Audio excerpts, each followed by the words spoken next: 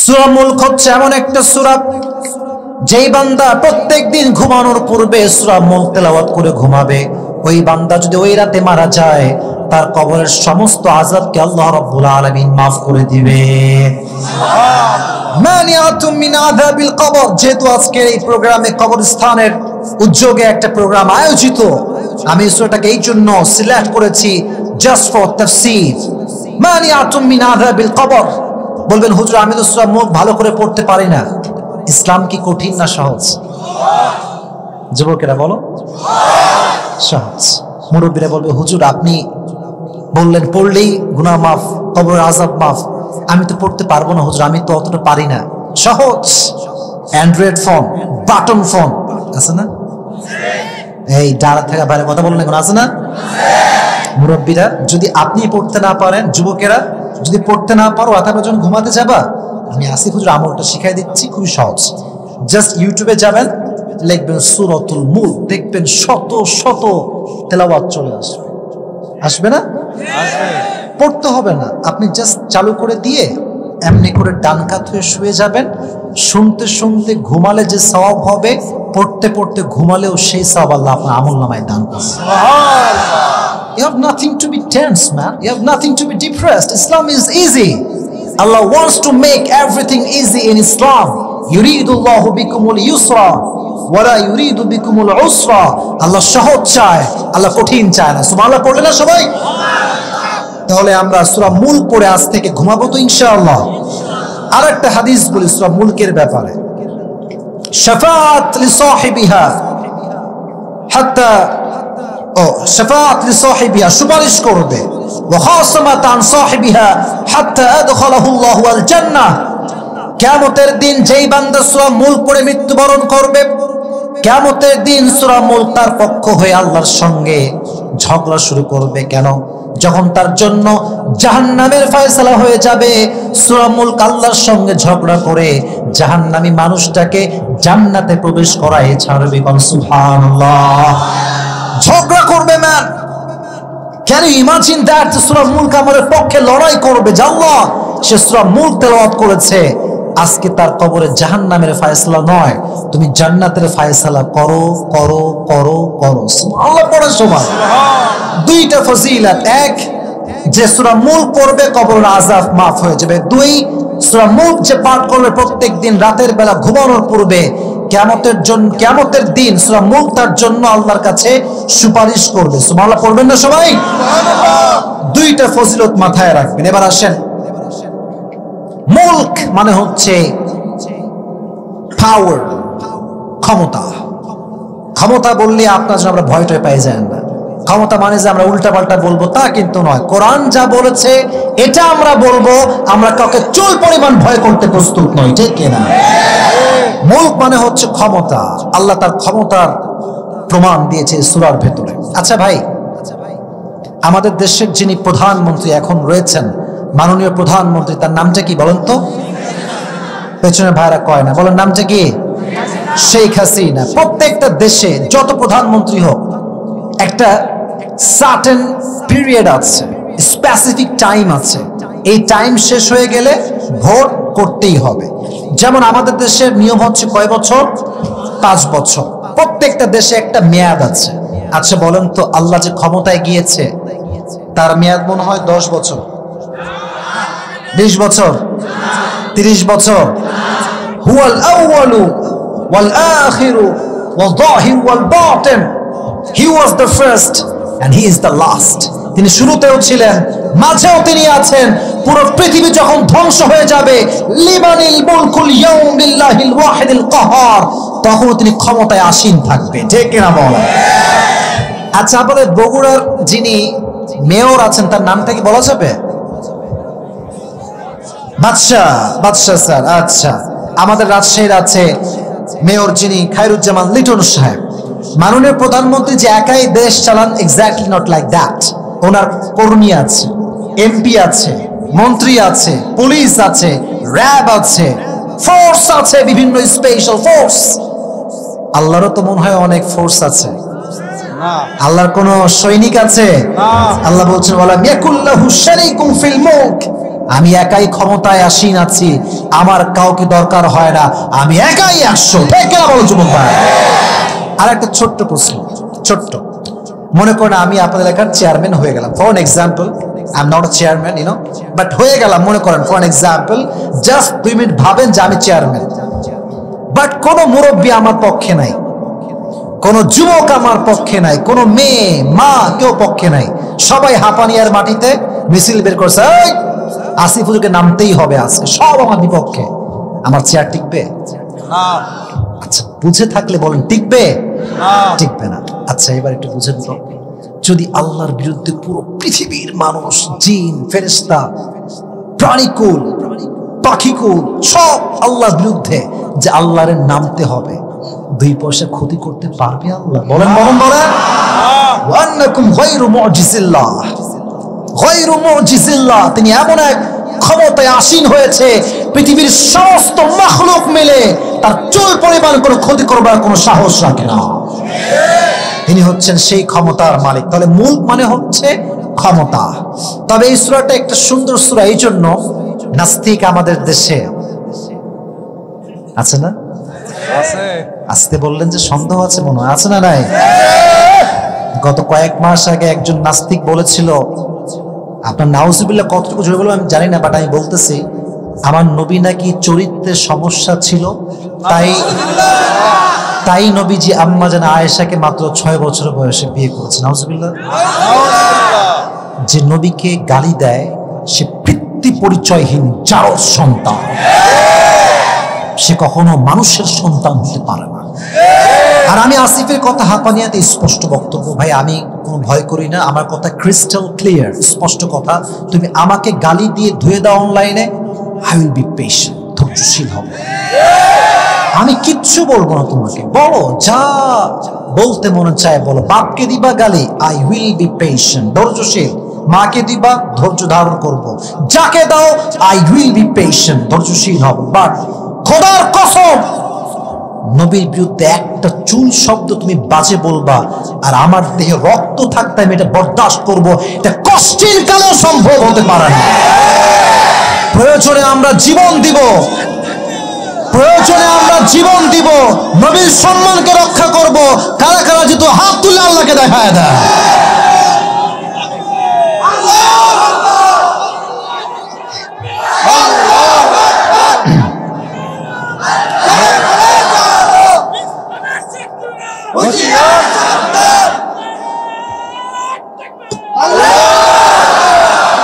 নবীর সম্মানে কোনো কম্প্রোমাইজ চলবে না। নবীর সম্মানে কেউ আঘাত করবে, মুসলমান সহ্য করবে, এটা কখনো কষ্টের কারণে সম্ভব হতে পারে না। এই সূরা মুলক হচ্ছে এমন একটা সূরা যেখানে আল্লাহ তাআলা নাস্তিকদেরকে ডোজ দিয়েছে, নাস্তিকদেরকে মেডিসিন দিয়েছে। ছোট্ট একটা স্টোরি বলতে চাই, just I want to make you realize যে নাস্তিকরা কি চিন্তা করে ইসলামকে নিয়ে। বলেন তো, পৃথিবীতে মুসলমানদের জীবনে ইমানের চাইতে দামি সম্পদ আর কিছু হতে পারে? ইমান সবচেয়ে দামি সম্পদ। নাস্তিকরা তোমার ইমানকে নষ্ট করবে। মুরব্বী আব্বাজান, যুবক ভাইরা, মায়েরা, বোনেরা, এক নাস্তিক মুসলমানদের সবাইকে ডেকেছে, ডেকে বলছে, এই মুসলমান শোন, তোরা যদি আমার 3টা প্রশ্নের উত্তর করতে পারিস, আই উইল বিকাম আ মুসলিম, আমি মুসলমান হয়ে যাব। কয়টা? যুবকরা উত্তর করতে হবে জোরে, কয়টা? বলছে তাই, বলো কি প্রশ্ন বলো। মনোযোগ না দিয়ে শুনলে কিচ্ছু বুঝবে না, ঘর রান্নাও বুঝবেন না, মনোযোগ দেন। বলছে 1 নাম্বার প্রশ্ন, আচ্ছা তোরা যে রবকে বিশ্বাস করিস, can you see your god, তুই কি রবকে দেখিস? তো মুসলমান বলছে না ভাই আমি তো দেখি না। So why do you believe on that? দেখিস না, how can you believe on that? বিশ্বাস করিস কেমনে? সে তো সাধারণ যুবক, টেনশনে পড়ে গেছে। তাই তো, রব তো দেখা যায় না, কারে বিশ্বাস করি? টেনশন, ইমানে খলল তৈরি হয়ে গিয়েছে। বলছে 2 নাম্বার প্রশ্ন বলো। এটা খুবই ডিফিকাল্ট, ভেরি হার্ড কোয়েশ্চেন, এটা একটু ব্রেন দিয়ে বুঝতে হবে। বলছে তোরা যে বলিস জাহান্নাম আছে, বলতো জাহান্নামের শাস্তি কি দিয়ে হয়? মুসলমান বলছে আগুন দিয়ে। কি দিয়ে হয়? হাবানিয়ার ভাইয়ের আওয়াজ না করলে ওয়াজ করা যাবে না। বলেন কি দিয়ে? ফায়ার, আগুন দিয়ে। বলছে তাই? আচ্ছা বলতো শয়তান কিসের তৈরি? আগুনের তৈরি। শয়তান কি জান্নাতি হবে না জাহান্নামী? তাহলে শয়তান যদি আগুনের তৈরি হয়, জাহান্নামের শাস্তি হবে কি দিয়ে? আগুন দিয়ে। আগুনের শাস্তি আগুন দিয়ে। How come it possible? এটা কেমন সম্ভব বল? তো সাধারণ ছেলে বলছে যে ভাই থার্ড কোয়েশ্চেন করেন, আমি পারবো না জবাব দিতে। বলছে 3 নম্বর প্রশ্ন আরো মারাত্মক। বলছে মুসলমানদের বিশ্বাস কি এরকম? বলতো আমাকে যে মুসলমানরা কি এটা বিশ্বাস করে যে ভালো এবং মন্দ যা কিছু ঘটে, what ever happens in the world, everything happens from Lord. ভালো মন্দ যাই ঘটে সবকিছু ঘটায় একজন। দাঁড়া থেকে ভাইরা বলেন তিনি কে? আল্লাহ। আল্লাহ থেকেই ঘটে। বলছো তাই? তাহলে খারাপ যদি আল্লাহই ঘটায় তাহলে আদালত কেন, জজ কেন, উকিল কেন, বিচারপতি কেন, কাজী কেন? সব তো আল্লাহ করছে। নাউজুবিল্লাহ পড়বেন না আপনারা সবাই? মুসলমানদের তো মাথা ঘুরে গেছে কিরে, তাই তো আল্লাহকে দেখি না, বিশ্বাস করি কেমনে? আগুনে আগুনে শাস্তি কেমনে হয়? খারাপ যদি আল্লাহ ঘটায় তাহলে ফাঁসির রায় হয় কেন? প্রশ্ন আসলেই গাবতলির ভাইরা আছে না নাই? জবাবটা শুনে না, যেহেতু তাফসীর করতেছি জবাবটা শুনে নিতে হবে। তাহলে আজকে ওয়াজটার একটা অর্থ দাঁড়াবে। 1, প্রশ্ন ছিল রবকে দেখি না, বিশ্বাস করি কেন? 2, আগুনে আগুনের শাস্তি কেমনে পসিবল? 3, খারাপ যদি আল্লাহ ঘটায় তাহলে আদালত কেন, উকিল কেন, জজ কেন? এই কথা বলে মুসলমান ঘরের সন্তান চলে গিয়েছে। হুজুররা সব ফেল, কোন হুজুর জবাব দিতে পারছে না। একদিন সেই নাস্তিক রাস্তা দিয়ে হাঁটছে, হঠাৎ করে একজন বৃদ্ধ বয়স্ক হুজুরের সঙ্গে দেখা। হুজুর বলছে কি ব্যাপার, তুমি নাকি বলেছো যে তোমার প্রশ্নের জবাব যে দিতে পারবে 3টা প্রশ্নের জবাব তুমি নাকি মুসলমান হয়ে যাবে। Is it true man? বলছি yes, I will become a Muslim if you can answer of my 3 questions. 3টা উত্তর দিলে আমি মুসলমান হয়ে যাব। বলছে ভাই আমাকে বলো তো কি কি প্রশ্ন? তো 1 নম্বর প্রশ্ন কি ছিল বলতে হবে আপনাদেরকে। বলুন 1 নম্বর কি ছিল? আল্লাহকে দেখি না, বিশ্বাস কেমনে করি? 1। 2 ছিল আগুনে আগুনে শাস্তি কেমনে সম্ভব? 3 ছিল খারাপও যদি আল্লাহর পক্ষ থেকেই ঘটে তাহলে আদালত কেন, বিচার কেন, ফাঁসির রায় কেন? ঠিক কিনা বলো যুবক ভাইরা? তো হুজুর এই কথা শুনে এমন রাগ করছে, ওখানে একটা মাটির কলসি ছিল। কিসের কলসি? আবার কিসের কলসি? এমনি ধইরা মাথা বরাবর দিছে একটা বাড়ি। নাস্তিকের কপাল বরাবর একটা বাড়ি মারছে মাটির কলসি দিয়ে, উল্টাই পড়ছে। বলছে হুজুররা ফালতু, একেবারে উত্তর দিতে পারবে না, তাই মারামারি শুরু করছে। এই যে ঝগড়া শুরু হয়েছে, আমি কিন্তু ঘটনাটা মজা দেওয়ার জন্য বলছি না, ইমানটাকে শক্ত করবার জন্য বলছি, বুঝে শুনে বুঝতে হবে। এখন হুজুর বলছে আমি কোনো ফালতু হুজুর নই। ও বলছে তুমি ফালতু, যদি মাল্লা কেন আমারে? প্রশ্ন উত্তর না দিয়ে এই কথা বলতে বলতে এই বিচার তৎকালীন সময়ে যিনি বাদশাহ, কাজী, বিচারক তার দরবারে পৌঁছে গিয়েছে। সব বসে গিয়েছে, মজলিস, আদালত, 2 জনকে বসাইছে। হুজুর বলছে যে মোহাম্মদ আদালত, আমার কোনো অপরাধ নেই, আমাকে বিনা দোষ এখানে নিয়ে আসা হয়েছে। নাস্তিক বলছে না, ও আমাকে মারছে। তো বলছে কিভাবে মারছে? বলছে মাটির কলসিতে আঘাত করছে। বলছে তুমি কেন মারলা? হুজুরকে বলছে আদালত। বলছে আমি যে তাকে আঘাত করেছি একটা মাটির কলসি দিয়ে, এই একটা আঘাতে আমার 3টা জবাব লুকায়িত আছে। সুবহানাল্লাহ পড়লেন না? নাস্তিক বলে কিরে, মাটির কলসির আঘাতে 3টা জবাব? How come it possible? বলছে হুজুর ওনাকে বলেন তো ওনার প্রথম প্রশ্ন কি ছিল? বলছে প্রথম প্রশ্ন ছিল এরকম যে রবকে আমরা দেখি না, বিশ্বাস করি কেন? তো এই কথা বলে হুজুর বলছে আচ্ছা ওনার অভিযোগটা কোথায়, উনি কেন আসছে?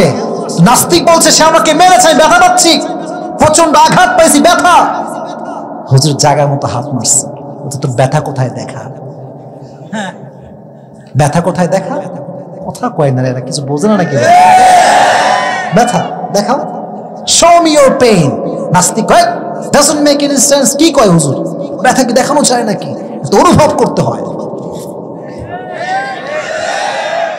হুজুর কয় মাশাআল্লাহ, আব আয়া উট পাহাড় কে নিচে। হ্যাঁ, এই তো তুমি লাইনে আসছো, রবকে আমরা দেখি না, বাট রবের প্রত্যেক দিকে যে সৃষ্টি আছে আমরা প্রত্যেকটা জিনিস দেখে বুঝি রবের অস্তিত্ব বলতে একজন রব আছে, আছে, আছে, আছে, আছে।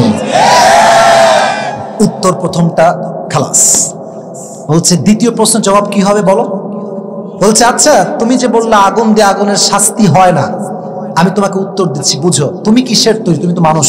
নাস্তিক বলছে আমি তো মাটির তৈরি। কিসের তৈরি? কিসের? আর তোমাকে যে কলসি দিয়ে মারছে, কলসি কিসের? বুঝলে বুঝতে পারো না? বুঝলে বেটা, তুমি যদি মাটির তৈরি মানুষ হও, তোমাকে মাটির কলসি দিয়ে আঘাত করে আমি যদি আঘাত দিতে পারি, যিনি পৃথিবীর মালিক তিনি তো চাইলে আগুন দিয়ে আগুনের জিনকে, ফেরেশতাকে, আগুনের শয়তানকে শাস্তি দিতে পারে। পারে কি পারে না? তিনি চাইলে আগুন দিয়ে শয়তানকে শাস্তি দিতে পারে। 2 নাম্বার জবাব খালাস। 3 নাম্বার কি ছিল? ভালো মন্দ যদি আল্লাহর পক্ষ থেকেই ঘটে তাহলে আদালত কেন, জজ কেন? হুজুর কয় আমিও তো তাই কই, আমি আদালতে কেন? আমি আদালতে কেন?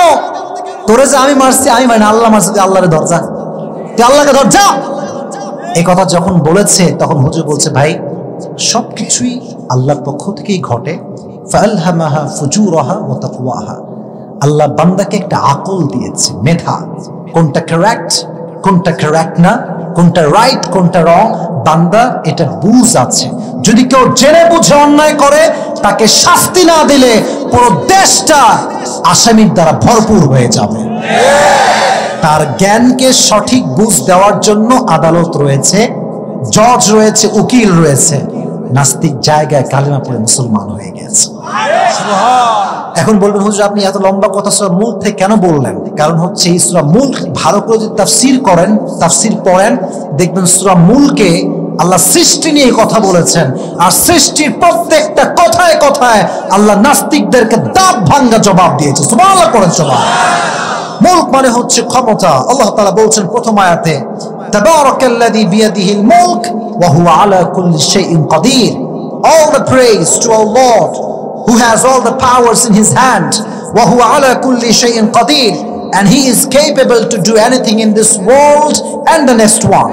আল্লাহ বলছে আমার হাতে সব ক্ষমতা, আমি যা চাই তাই করতে পারি। বলেন তো তিনি কে? আল্লাহ। আচ্ছা 12টার পরে কি ওয়াজ এদিকে হয়? 12টা 5 বেজে গিয়েছে, আপনারা কি আমার ওয়াজ শুনে যাবেন নাকি শেষ করে দিতে হবে আমাকে আগে আগে? আছেন আছেন আছেন আছেন, আজকে আছেন তো ইনশাআল্লাহ? তাকবীর দেন বাঘের বাচ্চার মতো, লিল্লাহি তাকবীর। এবার 2 নাম্বার আয়াতে আল্লাহ বলছেন আল্লাযী খালাকাল মাউতা ওয়াল হায়াতা লিয়াবলুয়াকুম আইয়ুকুম আহসানু আমালা। আল্লাহ বলছেন ও বান্দা তোমাকে আমি মৃত্যু দিয়েছি, জীবন দিয়েছি, উদ্দেশ্য হচ্ছে একটা, আইয়ুকুম আহসানু আমালা, তোমাদের মাঝে কে সবচেয়ে ভালো আমল করতে পারে। সুবহানাল্লাহ পড়েন সবাই। জীবন মরণ সব আল্লাহর হাতে, বাট পুরো জীবনের পারপাস হচ্ছে বেশি আমল নয়, ভালো আমল। এখন বলেন মৃত্যু যে আমাদের আছে এটা মনে হয় কাউকে মরতে হবে না? সবাইকে মরতে হবে কি হবে না? কুল্লু নাফসিন যায়িকাতুল মাউত, everyone has to take the test of death. প্রতিটা মানুষকে মৃত্যুর স্বাদ গ্রহণ করাবে একজন। আওয়াজ দিয়ে বলেন তো তিনি কে? এখন এই মৃত্যুকে আল্লাহ তাআলা এই যে 2-1 লোক কয়ে যায় হলুদ গেঞ্জি, কাহা যা রহে হো ইয়ার তুম, কাহা যা রহে হো, 12টা 10 বাজতে তাই উঠাউঠি শুরু হয়েছে। আমি কিন্তু পরিস্থিতি বুঝে কাজ করি। আমার কথা হচ্ছে আমার ফর্মে মুরব্বীরা যুবকেরা যারা যারা আমাকে নিয়ে আসছে 1 ঘন্টা লেখা আছে, বাট যেহেতু বগুড়াকে আমি ভালোবাসি আমি আজকে টাইম গুনবো না, যতক্ষণ আমার ওয়াজ শেষ না হয় আমার ওয়াজ চলতেই থাকবে। আপনারা থাকবেন তো ইনশাআল্লাহ? যদি কোনো যুবক এবার ডান বাম হয়, ও লুঙ্গি পরে থাকলে লুঙ্গি টান দিয়ে ধরবা। কোথায় যাবি তুই আজকে বাবা? আসছিস নিজের ইচ্ছায় বাবা, আজকে যাবা আমার ইচ্ছায়। রাজি আছো ইনশাআল্লাহ যুবক ভাইরা? এবার দেখেন মৃত্যুকে আল্লাহ তাআলা 2টি ভাগ দিয়েছেন। কয়টা ভাগ? 2টা। এক হচ্ছে the death of people, those who perform the salah, সেই বান্দার মৃত্যু যে নামাজি। নাম্বার 2 হচ্ছে সেই বান্দার মৃত্যু যে বান্দা নামাজ পড়ে না। আমাদের এলাকাতে বেনামাজি মানুষ আছে না নাই? এখন তো আজান হয়, রাগ করবেন না আমার আপনার যুবক ভাইরা, মুরব্বী আব্বা জানরা, আজান হয় মোড়ে মোড়ে যুবকরা পাবজি এবং ফ্রি ফায়ার খেলে। আসরের আজান হয়, যুবকরা মাঠে ক্রিকেট খেলতে থাকে। মাগরিবের আজান হয়, মুরব্বীরা রাগ করবেন না, অনেক মুরব্বী আজান হয় আর মোড়ের পানের দোকানে বসে, সিগারেটের দোকানে বসে বিড়ি টানে আর চায়ের দোকানে আড্ডা দেয়। তাদের মৃত্যু কেমন হবে আমি একটু কোরআন থেকে হাদিস থেকে একটু এক্সপ্লেইন করতে চাই। সুযোগ দেওয়া যাবে আমাকে ইনশাআল্লাহ? যারা নামাজি বান্দা হবে তাদের মৃত্যু কেমন হবে একটু আমার দিকে খেয়াল করেন। নামাজি বান্দা বসে আছে, তার মৃত্যুর সময় হয়ে গিয়েছে, হঠাৎ করে একজন ব্যক্তি আসবে জানালার থেকে। ব্যক্তির চেহারা হবে সাদা, ধবধবে সাদা, তার ড্রেসটা হবে হোয়াইট ড্রেস, সাদা। সে হবে he will be look like a young, তার চেহারা হবে যুবকের মতো, বিশাল লম্বা দেহ নিয়ে আসবে। আর এত সুন্দর চেহারা তার হবে, নামাজি বান্দা দেখার সঙ্গে সঙ্গেই দেখবেন তার চেহারা একটা মুচকি হাসি বের হয়ে যাবে। সুবহানাল্লাহ, মন খুলে পড়তে হয় বগুড়ার ভাইয়া। মাঝে মাঝে ফেসবুকে তোমরা শহীদের লাশ দেখেছো? শহীদের লাশ দেখবেন, শহীদ মরে গেছে বাট চেহারা একটা মুচকি হাসি এখনো লেগেই আছে। ভেবেছেন কেন এটা? কেন কখনো ভেবেছেন? কারণ সে মৃত্যুবরণ করছে, এখন কোনো মুর্দা নয়। আল্লাহ বলছেন শহীদরা মরে গিয়েও জীবন্ত থাকে। সুবহানাল্লাহ পড়েন। এবং তারা হাসি কেন জানেন? তারা মৃত্যুর আগ থেকেই জান্নাতকে সচক্ষে দেখতে শুরু করে দেয়। নামাজি বান্দা দেখে খুশি হয়ে যাবে। যখন মালাকুল মউত তাকে ডাকবে, ডাক দিয়ে বলবে ইয়া আইয়াতুহান নাফসুল মুতমাইন্না উখরুজি ইলা মাগফিরাতিল্লাহি ওয়া রিজওয়ানি। বলবে এই প্রশান্ত আত্মা, এই মুরব্বী আব্বা জান, এই যুবক, এই আম্মা জান, নামাজ পড়েছেন না আপনি? আসেন, টেনশন নাই, জান্নাত আপনার অপেক্ষায় বসে আছে। হাদিসটা একটু অ্যাক্টিং করে বোঝাই, তাহলে হাদিসটা ভালো করে বুঝে আসবে। এটা হচ্ছে একটা টিস্যু। এটা কি টিস্যু? মাশাআল্লাহ, সুন্দর রেসপন্স। এটা কি টিস্যু? আপনার রুহু তো নামাজি বান্দার রুহু, এটার দাম অনেক বেশি, অনেক বেশি দাম। আল্লাহ বলবে এই খবরদার, এটাকে তুমি হাতে করে নিয়ে এসো না, খবরদার। তোমাকে আমি তার রুহুটা আনার জন্য জান্নাত থেকে একটা রেশমি রুমাল গিফট করে দিলাম। কাফাম মিন নাকফানিল জান্নাহ, হাদিসের ইবারত কাফাম মিন নাকফানিল জান্নাহ ওয়া হানুত মিন হানুতিল জান্নাহ। আপনার রুহুকে জান্নাত পর্যন্ত নেওয়ার জন্য আল্লাহ তাআলা জান্নাত থেকে একটা রেশমি রুমালের কাপড় আরশে আজিম থেকে দুনিয়ায় পাঠিয়ে দিবেন। নাও দ্য ডিসিশন ইজ ইয়োর্স। আপনি নামাজি হবেন কি হবেন না এটা আপনার সিদ্ধান্ত। এখন রাত বাজে প্রায় 12:30। চতুর্পাশে প্যান্ডেলের ডানে বামে যুবক দিয়ে ভরা, সামনে হাজার হাজার যুবক। ফজরে দেখবেন বেশিরভাগ যুবককে আপনি হারিকেন দিয়ে মসজিদে খুঁজে পাবেন না। দেখবেন ইমাম আছে, মুয়াজ্জিন আছে, আর হাতে গোনা কয়েকজন মুরব্বী আছে। বেশিরভাগ যুবক আজকে 3-4টা পর্যন্ত গার্লফ্রেন্ডের সঙ্গে প্রেম করে, আর আজানের সময় সে ঘুমিয়ে যায়। মেয়েরাও কিন্তু কম যায় না। বেশিরভাগ মেয়ে ফজরের নামাজটা পড়তে চায় না, ঠিক কিনা বলেন? আপনাদের মৃত্যু হবে বড্ড ভয়ঙ্কর। কেমন হবে? হাদিস থেকে বলছি, বেনামাজি যুবক, বেনামাজি মুরব্বী, বেনামাজি নারী যখন মারা যাবে, তার চোখের সামনে মালাকুল মউত এসে দাঁড়াবে। তার হয়েছে বাবা, তুই মুখে থামা বাবা, আওয়াজ করিস না বাবা, তুই আওয়াজ কর প্লিজ, তাকবীর দেন, লিল্লাহি তাকবীর। সমস্যা নাই, শেষ ভালো যার। আমাকে তো এই আয়াতের তাফসীরটা অন্ত করতে দিবেন তো ইনশাআল্লাহ। আসলে বিষয়টা একটু খুলে বলি মাঝখানে জাস্ট 30 সেকেন্ডে। আপনাদের এই মাহফিলটা আজকে না হওয়ার দিকে যাচ্ছিল। আমি যখন বের হব, আপনাদের তোতা ভাই নামে একজন লোক আছেন যিনি ডেটের জন্য কল দিয়েছিল, উনি বলছে হুজুর আপনি বের হবেন না, কতক্ষণ পর্যন্ত আমি ক্লিয়ারেন্স না পাচ্ছেন বের হবেন না। আমরা বের হয়েছি, বিশ্বাস করেন, যারা আনতে গেছে এরাও জানে, এই মুখটা পর্যন্ত ধুই নাই। এই পাম্পে, এখানে একটা পাম্প আছে, মুখ ধুয়ে আমি আসছি। অতএব যদি আমি 10:30টায় উঠতাম, 12টায় মাহফিল শেষ হয়ে যেত। যেহেতু আমি 11টায় উঠেছি, আমাকে কমপক্ষে 12:30 পর্যন্ত ওয়াজ আজকে করতেই হবে। আপনারা বলেন তো, থাকবেন তো ইনশাআল্লাহ? থাকবেন তো ইনশাআল্লাহ? আপনারা যারা একটা বলছেন, আপনারা আবেগে বলছেন, আবেগ না, বিবেক দিয়ে কাজ করতে হবে। চট্টগ্রামের নাম শুনছেন না আপনারা? ওই একটা মেয়ে দেখবেন নিউজে বলেই ফেলে চলে আসছে কিন্তু কথার মাঝখানে ও শ্বশুরকে মাইরে ফেলছে, তো বলছে শ্বশুরকে মারলা কেন তুমি তো বড় দোষ করেছো। মেয়ে মানুষ তো বুদ্ধি কম, বলছে যে আমি কি বলেছি আমি দোষী না? তো বলছে যে মারলি কেন রে বাবা শ্বশুরকে? বলছে মারার সময় আবেগ কাজ করছে, বিবেক কাজ করে না।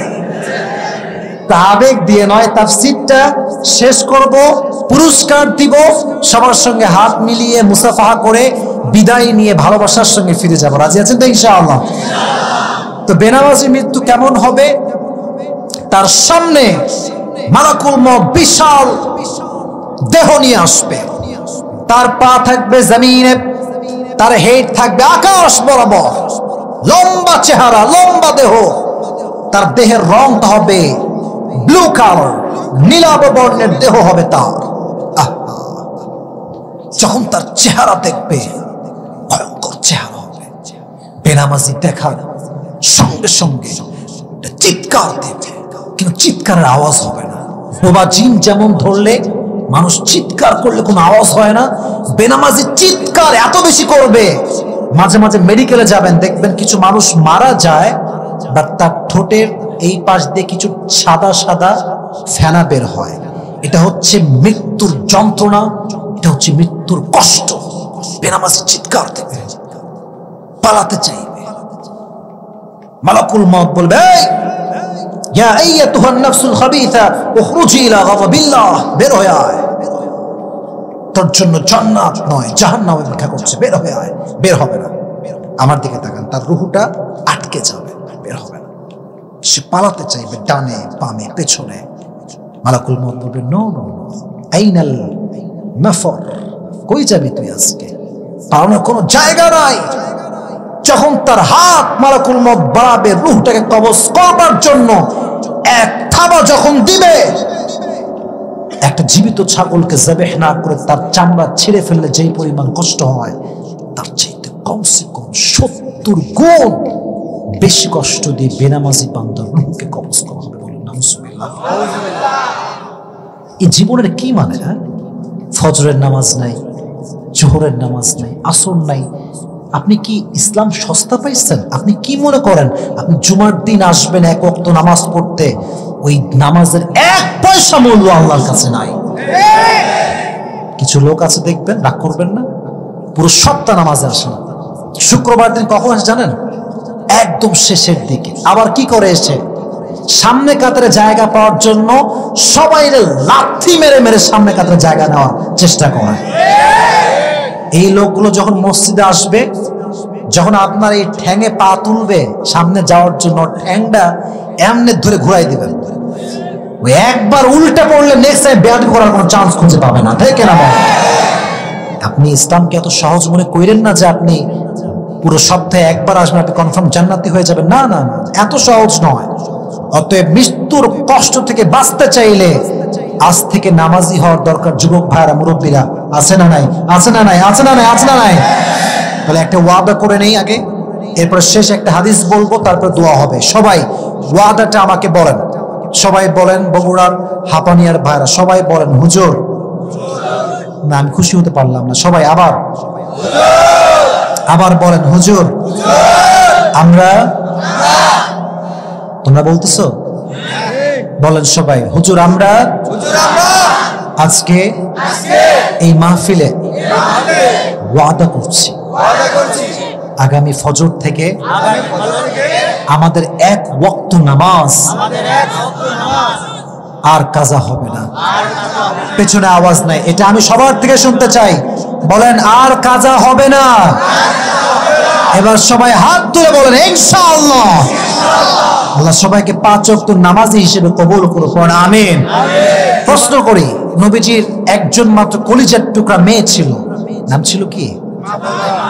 মুরব্বীরা খুব ভালো জবাব দিচ্ছে, আপনারা বলেন না নামটা ছিল কি?